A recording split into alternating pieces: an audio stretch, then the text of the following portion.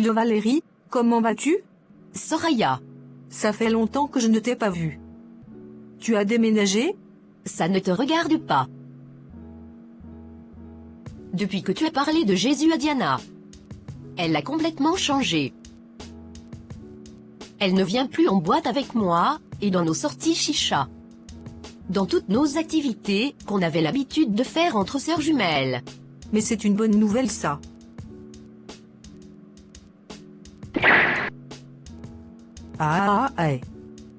Tu oses te réjouir.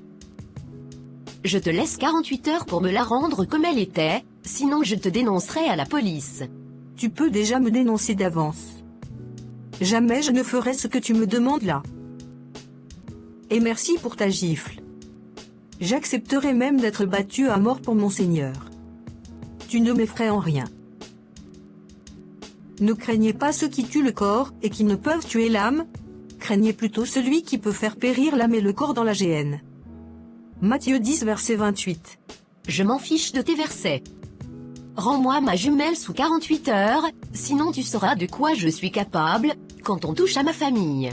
Vois ça directement avec Jésus. Je t'aurais prévenu. Oh là là madame, calmez-vous, qu'est-ce qui se passe? Laissez-moi.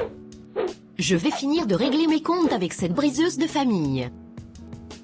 Je laisse tout ça entre les mains du Seigneur. Au revoir. Oui, c'est ça. Rendez-vous dans 48 heures. C'est bon madame, calmez-vous. Elle est partie. Je m'appelle Alain, mais on m'appelle Papa Alain. Enchanté, moi c'est Valérie. Je vous invite à boire un verre. Et vous m'expliquerez ce qui vous a mis dans une si grande colère. Une jolie dame comme vous. D'accord. Seigneur. Cette fille a vraiment osé me toucher. Et je n'ai même pas réagi. Là je peux le dire. Tu m'as vraiment brisé. 10 ans auparavant, elle ne serait jamais sortie de ce magasin sur ses deux jambes. Merci Seigneur pour ta grâce. Que toute la gloire te soit rendue. Et touche son cœur afin qu'elle t'accepte aussi dans sa vie, comme sa sœur jumelle. Je vous en prie. Choisissez la table qui vous convient. C'est gentil de votre part. Alors dites-moi. On peut se tutoyer? Oui, pourquoi pas? Cool. Alors. Pourquoi cette bagarre dans le magasin? Cette femme a évangélisé ma sœur jumelle. Et depuis, ma relation avec ma sœur est devenue totalement brouillon. Eh bien. On a au moins un point en commun. Ah bon? Oui, je connais une amie qui a aussi été évangélisée, et depuis elle est totalement en train de détruire son mariage.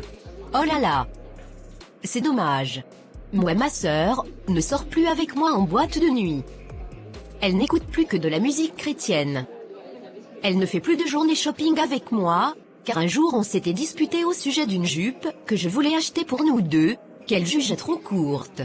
On n'a vraiment plus rien en commun. Avant on s'habillait tout le temps pareil. Je n'apprécie pas cette nouvelle relation que son christianisme nous a imposée.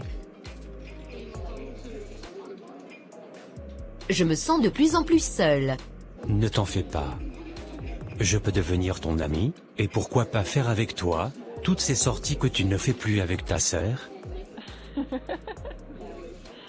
Ça pourrait être intéressant. Tu ne regretteras pas. Bonjour maman Anita. Qui t'a ouvert la porte? C'est papa Carlito qui m'a fait entrer, j'ai eu à parler avec lui au téléphone avant de venir.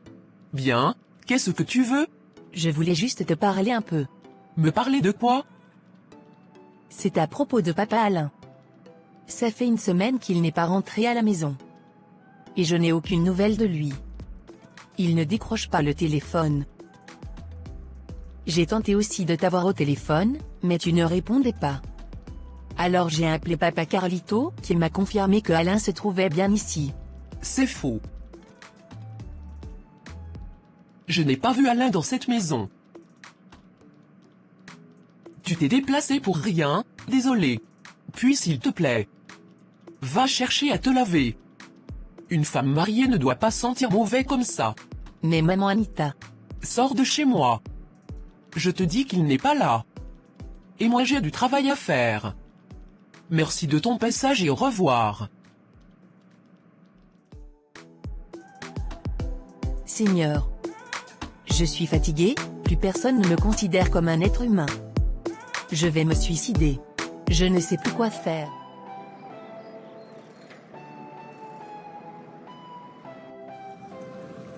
Mais c'est pas Alain ça? Avec une autre femme.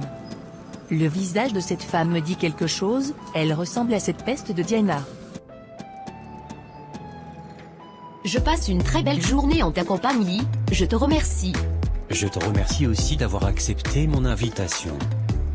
Et si nous allions au cinéma? Papa Alain.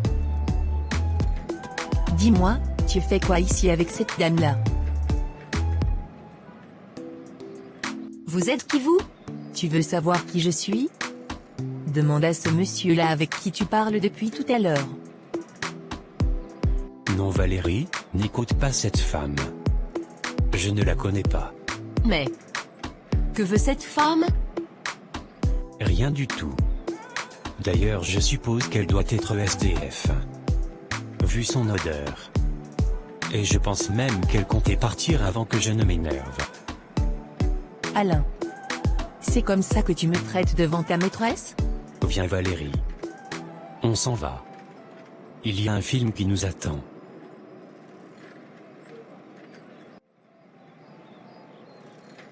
N'écoute pas cette folle, hein. Allez, on y va.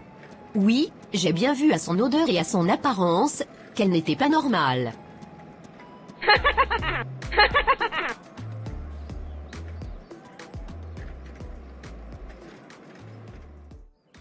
Trop c'est trop. Seigneur. Je sens que je loupe quelque chose. Suis-je réellement converti? Ai-je réellement rencontré le vrai Jésus? Seigneur, s'il te plaît, parle-moi. Je suis fatigué et abattu. Bonjour Sarah. Bonjour monsieur. Comment connaissez-vous mon prénom? Ne t'inquiète pas, je suis juste venu te donner ce message. De la part du Seigneur. Écoute et sois attentive. Je ferai miséricorde à qui je fais miséricorde, et j'aurai compassion de qui j'ai compassion. Ainsi donc, cela ne dépend ni de celui qui veut, ni de celui qui court, mais de Dieu qui fait miséricorde. Car l'Écriture dit à Pharaon, je t'ai suscité à dessein, pour montrer en toi ma puissance, et afin que mon nom soit publié par toute la terre. Ainsi, il fait miséricorde à qui il veut, et il endurcit qui il veut. Romains 9 versets 15 à 18. Tu ne peux pas baser ta conversion sur tes propres œuvres.